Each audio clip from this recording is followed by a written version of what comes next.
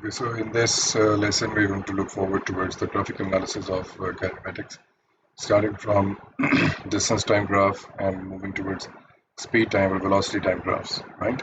So first, we start with of some basics of graphs, right? So this topic is generally taken from mathematics, right? So before we get into the details, we need to understand how to look at graphs, right? So there are two things that you're going to look at from the perspective of a graph. The first thing is going to be its gradient, which is sometimes referred to as the slope, or how tilted is the line, right? And the second thing that we're sometimes interested in is the area under the graph, that what quantity it represents, okay? And a few basic things is that this is the y-axis, right, and this is the x-axis. You must pay attention towards these axes, as this is how you decide, or you understand, or you guess at least, that whether this is a distance time graph or a speed time graph. Now, sometimes generally what the examiner does is that he refers to the graphs in this way. For example, he says that we are looking at, let's say, a distance time graph, right? And sometimes they refer to as that we are looking at a velocity time graph, right? So how to gauge which quantity is going to be represented on what side of the graph? So generally, the letter that is written at the first, or the word that's written at the first time, is generally the y-axis, and the letter on the second time or written on the second side is generally drawn on the x-axis, right? Plus, there is another understanding that time is an independent quantity. It is independent of anything. So that is why it is already generally drawn as the x-axis, and we know that this is the x is the independent axis, and the y-axis is the dependent axis, right? So it generally depends on the value of x. For example, in mathematics, you do that a function can be written down as y equals to x squared plus 5x minus 7. So we call this a function of x. Y is a function of x. Why? Because we choose to put in x of our choice, and then we see what value of y do we get. So that is why x generally is taken as an independent variable, because its value is controlled by an external factor, and y generally depends on what value do we get after the calculation. Anyways, let's look at the basic idea of a gradient, how to visualize that in terms of a straight line, right? So this is my y-axis, this is our x-axis, and the formula for gradient, again taken from mathematics, is y2 minus y1 divided by x2 minus x1, which in some books you will find is written as change in y divided by change in x, right? Okay, so how to visualize the gradient, right, in the simplest form?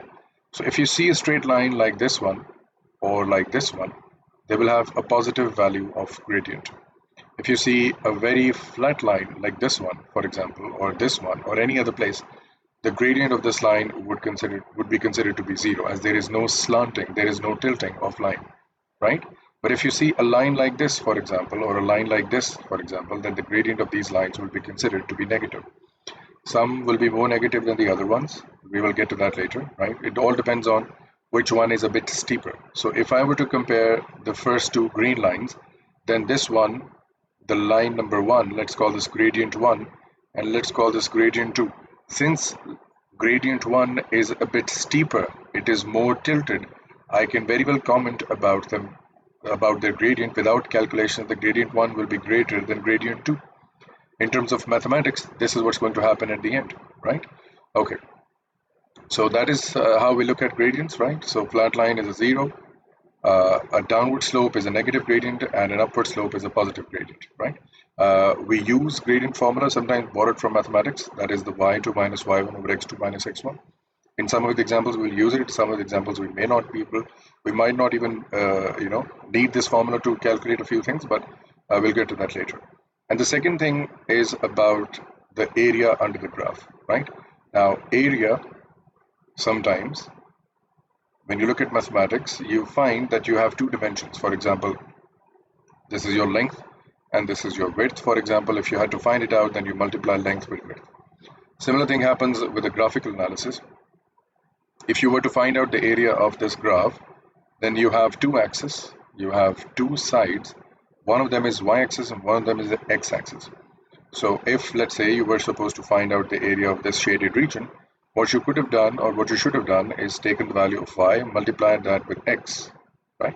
This information will come in handy in the next stage, right? So this is just a mathematics overview, and this is a graphical overview, what you're expected to understand. Okay, now there could be various shapes of area under the graph, and then again we go back to mathematics to understand, or to at least employ those techniques to find out the area under the graph. Let's say that this is the y-axis and this is the x-axis, and you have an area or a line that represents this section of a graph, right? If I ask you to find out the area under the graph, then that area would be shaded in this way, right? And we can simply just pick up the value of y-axis and the value of x-axis and be done with it by y multiplied by x. But what if the graph is a bit more challenging or a bit different from the one that we are looking at here? Let's say that we are still having the y-axis and the x-axis, but the graph actually looks like this. It's a straight line, but finishes at this certain point, right? Now we can very well see that the area represented under the graph or under the line actually makes a triangle. So what I'm supposed to do is pick up the value of y and x from the graph and simply apply the formula for the triangle, right?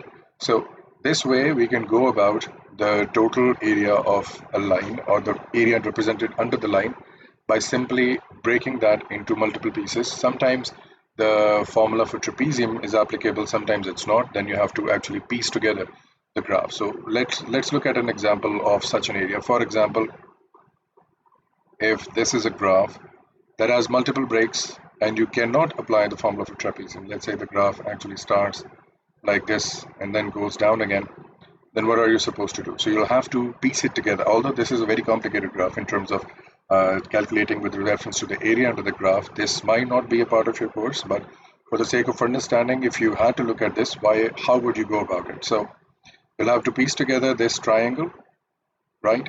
Then consider this as a rectangle, right?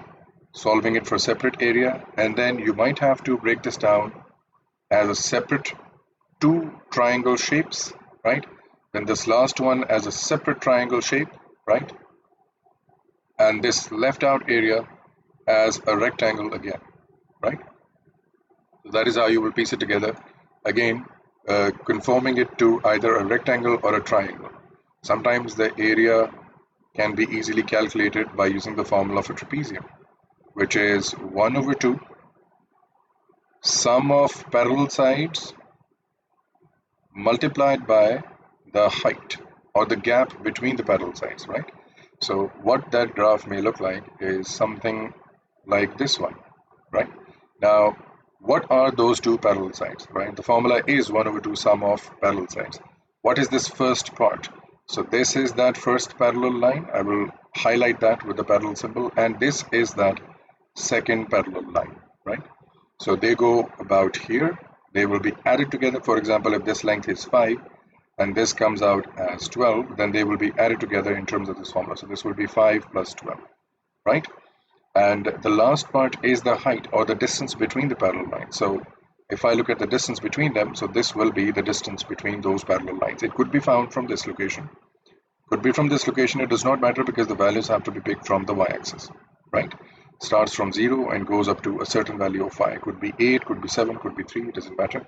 So that value would come in this place, right? And then you calculate this, it will give you the same area if you had to piece it together, for example, by making it into a triangle. This is another triangle, and this would have been a rectangle, right? So if you had done this in 3 parts, in place of that, you just used one formula for trapezium, it would give you the same answer, right? So we have looked at the graphical analysis in terms of how and what to calculate. Now we go towards the first type of graph. The first one is your distance time graphs, right? So if it is distance time graph, that means the first letter represents what's going to come on y-axis, and the second one represents what's going to come on the x-axis, right? So first we start with very simple graphs, and something that we need to understand in terms of the basic idea that what is being represented on the y-axis and the x-axis. So y-axis represents a distance slash m. Now we add slash m to represent the unit it is being represented in. Could be centimeters, could be millimeters, and this will be time slash s represented in seconds, right? So let's say that there are a few sections of the graph. The graph actually goes like this, right? Uh, let's make it a bit more complicated. Okay, so it goes like this. Now, this is section A, this is section B, this is D, and this is C and D, right? Okay, so first let's figure out what does the gradient represent of such a graph.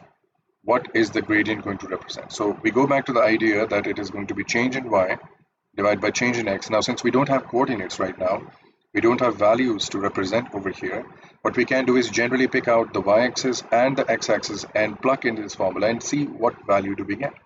So y-axis is representative of distance and x-axis is representative of time. I see that I've seen this unit before, and this unit is for speed, or sometimes velocity if this graph was for displacement, right? So that means that the gradient of this graph represents speed. Now we need to remember this.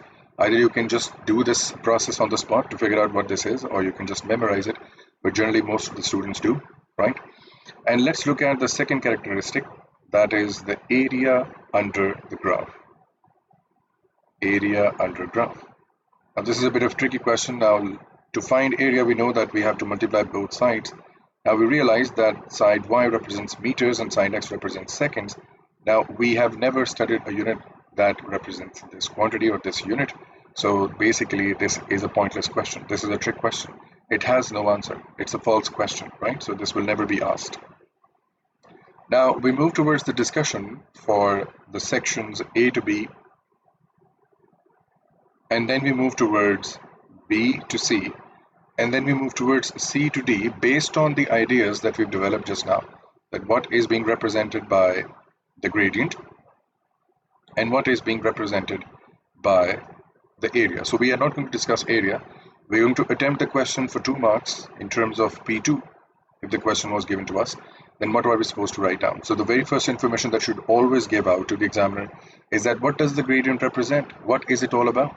So the gradient, you will mention that the gradient represents speed, but what type of speed? Is it a constant speed? Is it a changing speed?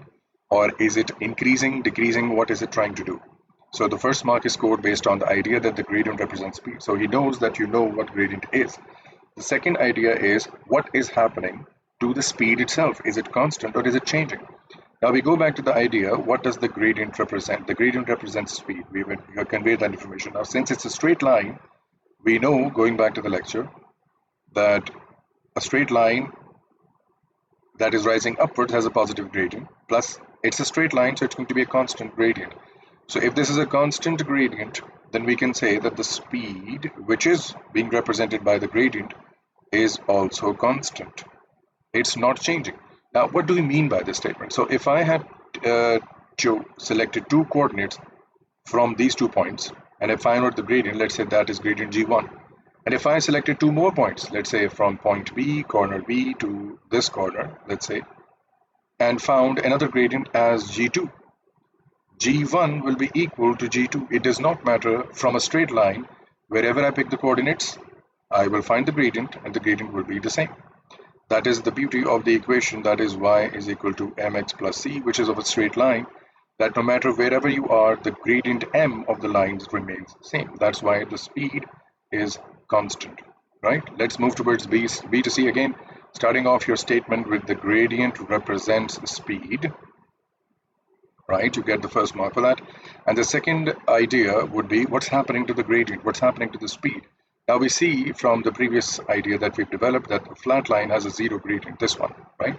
So if the gradient of B to C is 0, according to my understanding, according to my knowledge, then that means that the speed is 0, which means that the object is at rest or stationary and it's not moving, right?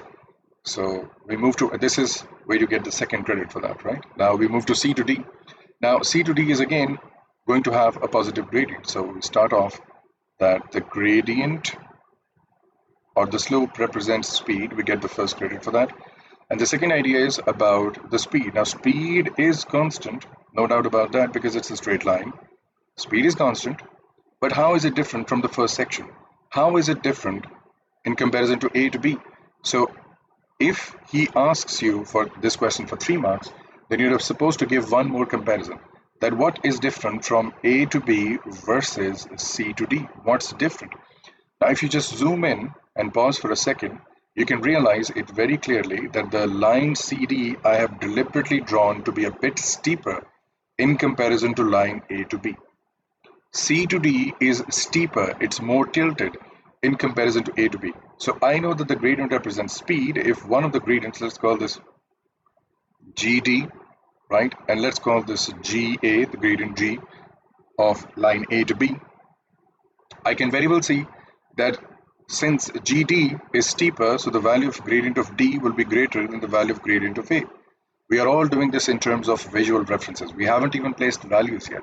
But I'm sure that even if you plug in values over there, the answers will still be the same. That's why we are conducting this lesson, that even if the values were not given to us in terms of a P1 question, we just need to look at the graph and we can very well confirm what answers should we expect at the end of those calculations if the examiner chooses to give us the values for that, right? So if I know that GD is greater than GA, it's more steeper, then I can comment about the speed of the object in these sections. What I will say is that the speed of the object in section C to D is greater than the speed of the object in A to B, purely based on the idea given to me or understood by me in terms of just looking at the gradient, how steep the lines are, right? So these are the ideas for distance time graph in terms of straight line if they were straight lines. But now let's look at the graph if these graphs had curves in them. So this is speed time graph again. There could be two types of curves. First, like this one, and then something like this one. Now, why will you never see a graph in distance time graph that goes down or that goes like this? Why will you never see that? The reason being is that distance is a scalar quantity. It always increases. It will never decrease, because no matter how much distance you cover, the value of distance is irrespective, is not dependent on the direction. So even if you go back or even if you go forward, right, left, upwards or downwards, you are still covering a distance. That's all the value of distance is concerned about. Are you covering a path of length? Yes. Then the distance or the direction of that distance does not matter. So this graph is generally always rising upwards as the object is always covering distance. It does not matter whether you're moving from A to B or from B back to A. It does not matter, right? So you will always see a rising curve of the distance time, or in the displacement time graph, you will see that the graph generally do come down at some stages when the object starts to go back to its original position. That does happen in a displacement time graph. We'll get to that later when we'll discuss free fall, right? Okay, so what's happening in these two graphs? Now, these are curved graphs, and I'm only familiar with the straight line graph. So how should I simplify this for my understanding? What I generally tell my students is to convert this graph into two straight lines that average or on an average convey the same message. For example, if I were to make this graph into two straight lines that represents the same idea, that would look something like this. And if I were to represent an idea over here, then that would look something like this, right? On average, of course, this is not an accurate understanding, but on average, this is what's going to look like, okay? So what's happening to the gradient, since that is how I start my question? What's happening to the gradient? So in this case, my gradient was positive before, but now it's become zero. It's become a flat line. And in this case, it was zero in the initial stages, but it became positive over here. So I can say that in this case, my gradient is decreasing. Why? Because it had some positive value. For example, it could have been +7, but now it's 0.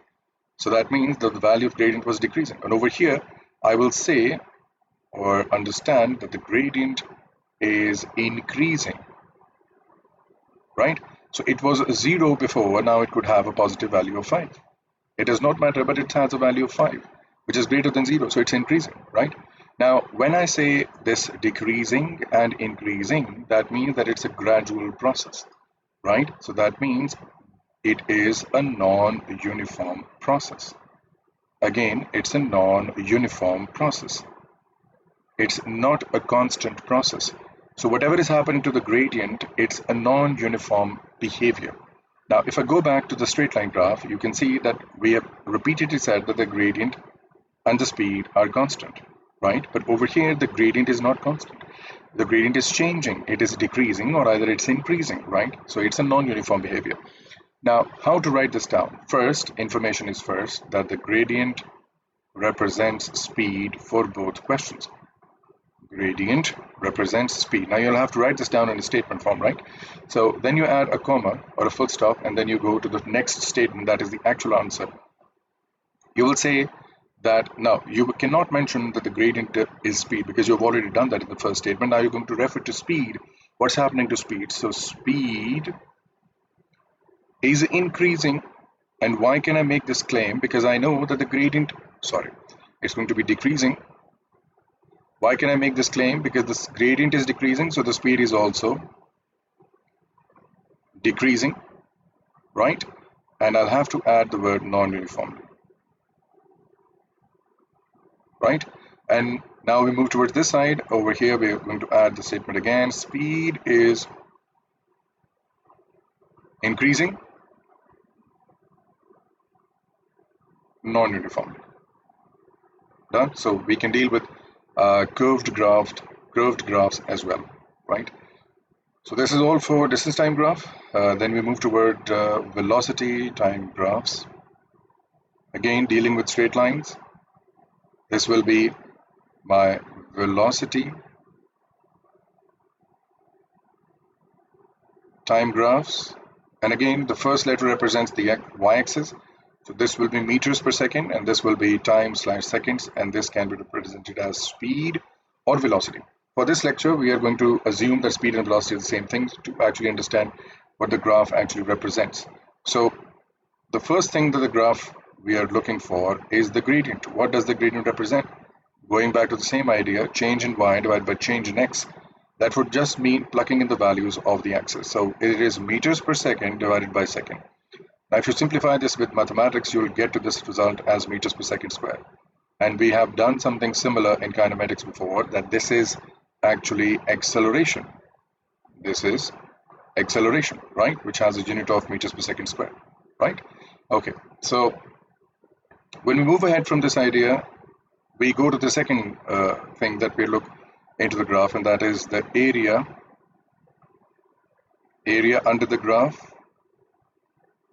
Right? So what does the area under the graph represent? So we go back to this basic technique, that is y multiplied by x. Just looking at the graph, if I had to find the area of the shaded region, I would have to choose y and x and multiply them together. So plug in the values of the axis, respective axis, we get meters per second multiplied by second. This is coming from y-axis, this is from x-axis. We realize that the second gets cancelled out, we're left with meters.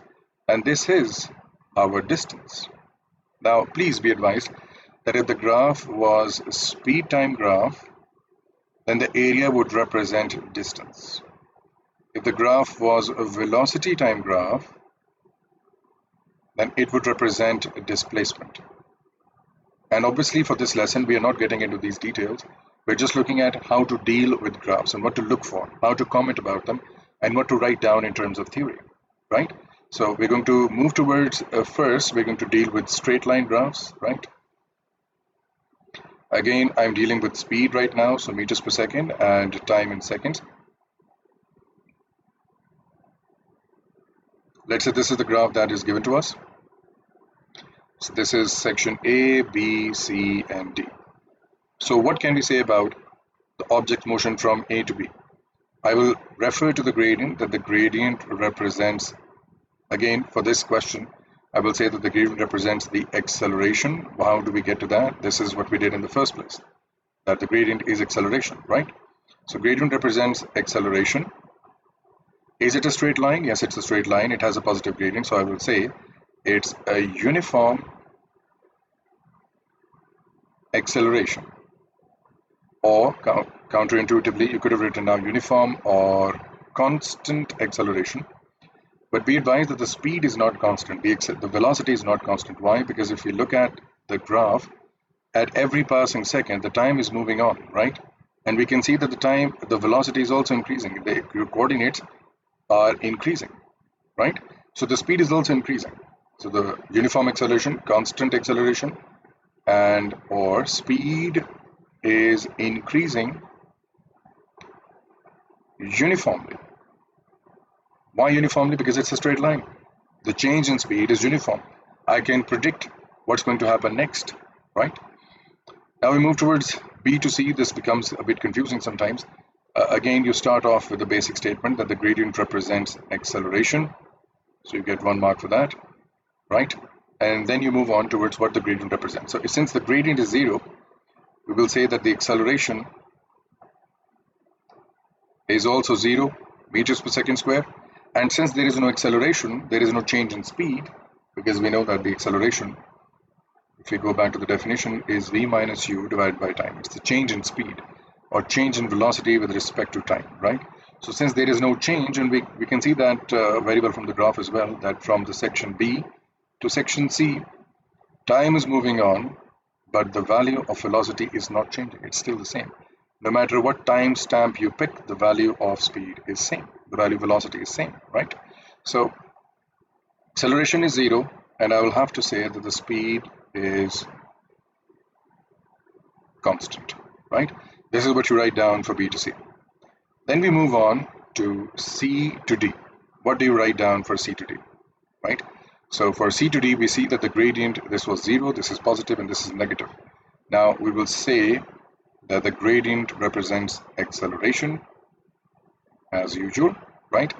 And since it is a negative gradient, I will say that it is decelerating. The object is slowing down. It's a straight line, so decelerating uniformly, right? And the speed is decreasing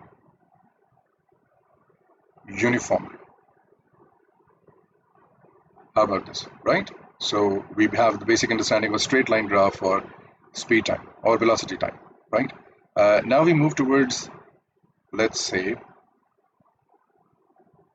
what would happen in the event if the curve was introduced in this graph. We're going to look at just a few curves so that we can just learn how to write it down or to basically understand what it's trying to do. Again, I'm dealing with speed to simplify the matter, right? So let's say that the graph looks like this, and another graph looks like this. Now the first one is a bit simpler. I can see that the gradient is decreasing. How can I see that? If I had to make this into two straight lines, I can see that the gradient is this, the tangent function, then the gradient is a bit this, and then it becomes this. And to make it a bit more simpler and a bit more crude in that regard, that would make it in a series of true lines like this. Two lines, right? So first the gradient is positive and the gradient is 0. Over here the gradient is first negative and then it eventually becomes 0. The gradient is becoming 0, right? So let's discuss the first one. Again, starting off with the first piece of information, that the gradient is representing acceleration, right? Okay, so first information, gradient represents acceleration. And the second idea is what's happening to the gradient. So we can see that the gradient is decreasing, right? So the gradient or the acceleration is decreasing. Acceleration is decreasing. But what's happening to speed? Although acceleration is decreasing, but what is happening to speed? Now notice that as the time is passing by, as the time is moving on, we see greater and greater value from the red graph of speed until it becomes absolutely constant. So what we will write down is that the speed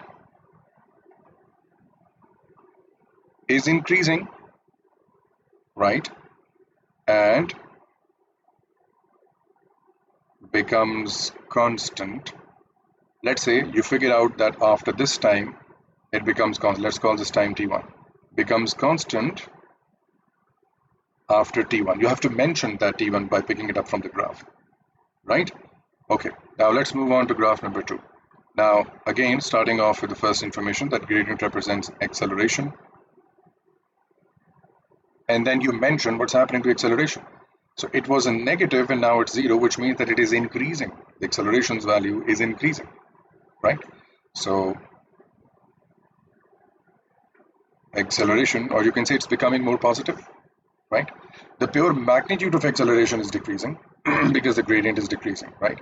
So if this was 7, let's say it becomes -3 and then it becomes 0.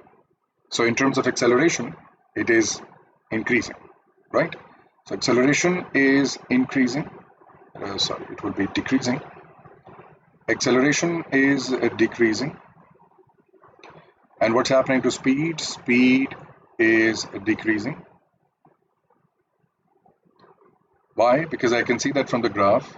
Let's say if I pick in this value, pick out this value, pick out this value.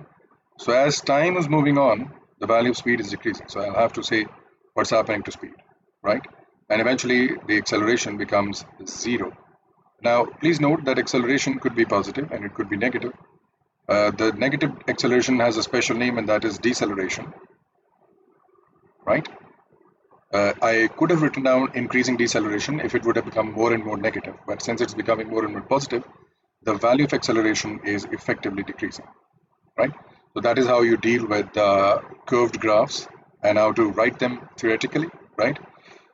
Now, let's look at the area under the graph perspective. What you're supposed to do, for example, we're going to do this with reference to a solved example to make it understand, right? So we go on with a simple example. Let's say that the value at this point is 10 meters per second. This is 5.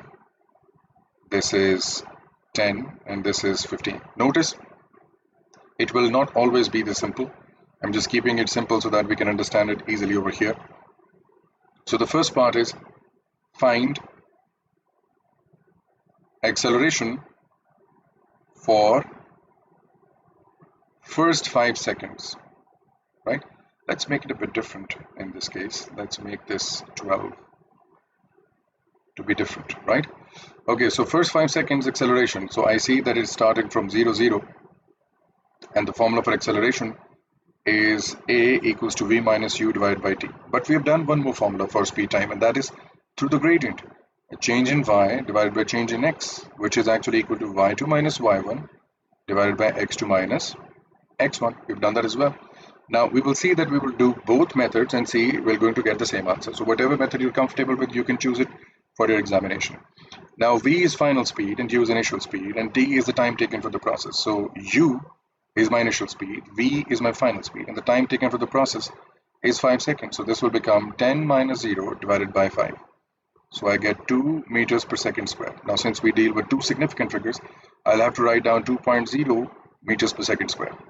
Let's go to the second side. Now for the second side, I'll have to choose coordinates. Now this one is 0, 0, the very first point where the line starts from. So let's consider this as x1 and y1. So on the other hand, we have 5, 10 as x2 and y2, right? So let's put that over there. So we get 10 minus 0 divided by 5 minus 0. It gives us the same answer as 2 meters per second square, and two significant figures, 2 meters per second square, 2.0 meters per second square. So it doesn't matter, right? Now let's find the acceleration for the last section, for the last 2 seconds. This will be our second part. Here there is a confusion slightly. So sometimes he mentions acceleration and sometimes he mentions deceleration. What to do in those two events? I'm solving it for the last part. The part is exactly the same, and I'm going to use the formula a is equal to v minus u over t for simplicity, right? So we know that the final speed in this situation is 0 because the object is becoming stationary and the initial speed of the object is 10. So we know that it's decelerating, slowing down within a time frame of 2 seconds, but there is going to be a difference. So when I have to solve this for acceleration, the formula does not change. It is v minus u over t. Final velocity is 0 minus the initial velocity is 10, takes a time of 2 seconds. So the answer comes out as negative 5.0 meters per second square. Now, if he says that this is acceleration or mentions it as acceleration, the negative sign will be a part of my final answer. But if he says find deceleration, I will employ the same answer. I will employ the same technique as 0 minus 10 divided by 2, right? My answer comes out as minus 5.0 meters per second square. But please notice that if I have to write this answer in a bracket, for example, for 2 marks, as mentioned deceleration, and for this one mentioned as acceleration as 2 marks, for this one I'll have to write down the negative sign with my final answer. But if he mentions deceleration, then he already knows that in English this deceleration or this D already means a slowing down factor, already means a slowing or a stopping factor. So I just have to mention 5.0 meters per second square. If he says deceleration, then I'll have to omit the negative sign. I will not mention that. But if he says acceleration, I'll have to say that. Why? Because acceleration, as I mentioned or discussed earlier, can be positive and can be negative. Only the negative acceleration has a special name. But you can choose not to say it, you can choose to say it, but acceleration is positive and negative in both cases. It exists in both cases, right? Now, C part is where the idea of area under the graph comes into. So in C part, he says find the average speed. Now, we generally practice this in class to actually employ two things. First one is what's the formula for average speed? Average speed will be total distance divided by total time of journey. Now, if you go back to the graph, the total time of journey is very easy to spot. It's the final time taken for the object, that is 12 seconds, right? So the object is taking 12 seconds to complete this journey. It takes 12 seconds to do whatever it wants to do from these points for this graph. So this is very easily figured out. It's not an issue, right? But how to find the total distance? Now, students, what they generally do is apply the formula speed is equal to distance over time for these graphs. I will highly recommend you not to do this mistake in graphical questions. Graphical questions, as you can see, we're picking out values from the graph. We are not using formulas, right? Okay, so don't do this. Do not do this. It will mess up your question. Now, how to find the total distance? Now, I remember when I go back to the distance time graph or speed time graph area, speed time graph, what it represents is the area under the graph of a speed time graph represents distance, right? So it's in turn asking me to find out the area under the graph. How am I supposed to do that? So you'll have to piece it together, or what you can do is apply the trapezium rule and be done with it, right? So in this example, I'm going to do this piece by piece so that you understand how it is actually being solved. So this is my first triangle. So this will be 1 over 2 multiplied by the base, which is 0 minus 5, so it is 5, multiplied by the height of the triangle, which is 10. So 10. So this becomes 25 meters of distance, area under the graph. Then we move towards the rectangle. So it's very simple. The base is 5, 10 minus 5, right? So the base is 5, multiplied by the height of the system, that is up to 10. So 10, this is 50 meters of distance. Then we move toward the last triangle, that is this one. So this is 1 over 2, multiplied by the base, which is 10 up to 12. So this is 12 minus 10 as 2. The difference between them is 2, multiplied by the height of the triangle is still 10. So this is 10. So this comes out as 10 meters. What to do at the end of the situation? You just add these three distances together because you found them independently, and you add them together to get your final distance. So the total distance over here becomes 25 plus 50 plus 10 for the last member, right? So this becomes 85 meters of distance, right? Being covered in 12 seconds. Now you can do this very conveniently, right? Now we notice that the answer for this is 7.0833 with the recurring decimal place. Now since we write our answers to two significant figures, we will convert this answer as 7.1 meters per second. That is the average speed, right? I could have applied the trapezium formula. Now to do the trapezium formula, I will do this over here in a separate compartment so that for those students who want to apply that formula for mathematics, they can do that as well. So that would be 1 over 2 multiplied by sum of parallel sides. What are the parallel sides? It would be this one How long is it? It is 10 minus 5. So this is actually 5. This is sum of parallel sides, right? 5 plus the second parallel line is the lower one. This is the second parallel line and goes up to 12. So this will be 5 plus 12, right? Now we move on towards the height between them, or the distance between them. So that is this distance, which is from 0 up to 10. So this will be 10, right? So this is 5 plus 12 is 17. You multiply this with 5 by cancelling this one out, you will again get 85 meters. It is still the same answer, right? So it does not matter how you find out the area, it's up to you. Okay, now sometimes as part D, what he says is draw a line on graph